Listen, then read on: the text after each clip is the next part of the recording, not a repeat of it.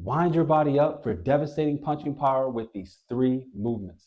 Hello, Earthlings. Ultraviolet Ronald from the Bronx here. We're going to get right into it, starting off with the bread and butter, which is the most important, which is your base coming through from the stance.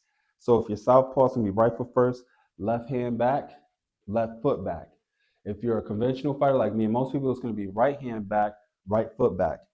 Feet about shoulder width apart, front foot about a 45-degree angle, back foot about a 90-degree angle. You're going to stay nice and light on those toes, slightly bend those knees, and your toes are going to be in alignment with that heel. All right, you don't want to be too square because you make yourself an easy target to hit. You want to be about a 45-degree angle. Tuck your chin, crunch your torso, bring your hands up, relax your body, bring it nice and close to protect your vital organs. Have that right hand up to protect that head like you're phoning in a friend. Left hand right below that eye so you can see. Now, the first thing we want to do is basically we're going to X and touch the top part of our shoulders, okay? Just get comfortable just winding your shoulders and pulling it forward. That is the worst thing. That is the first thing, okay?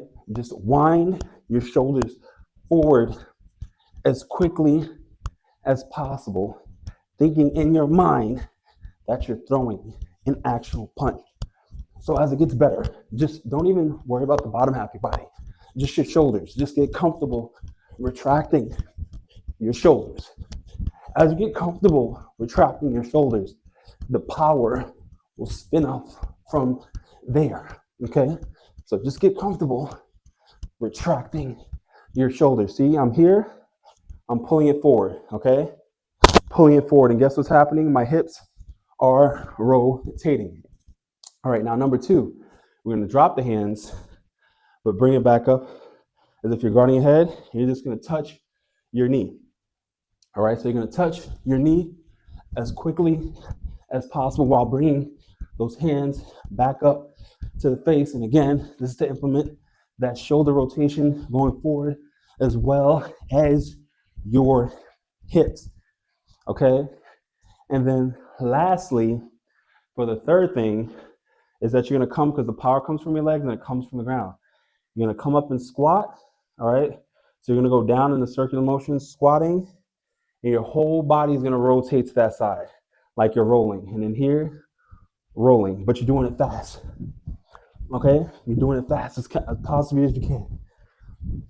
Just getting that groundwork in to make sure your whole body is going into the punch to maximize that power.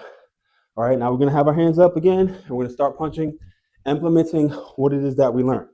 And we're gonna start off slow. So just feel your whole body going into it as you are moving with that flow.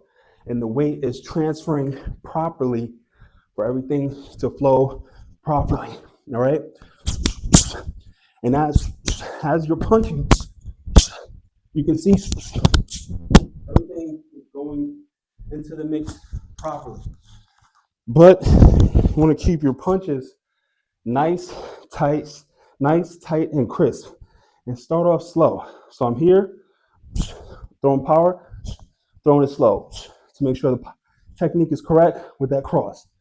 All right, and then from the cross, left hook.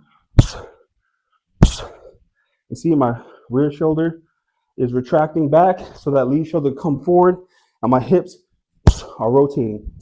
Same vice versa with that right hook, coming up with that left uppercut, and then coming up with that right uppercut. So everything comes into unison, making it easier to maximize the power in your punches effortlessly. Now the thing is, you want to try to practice this daily so your body gets used to the mechanics of what it is that you're doing to emphasize when you need to bring out that power. Now, thank you for joining me on this journey to the ultraviolet. Hopefully this video helps. And if you like the video, please comment and subscribe. And always work towards becoming your greatest version.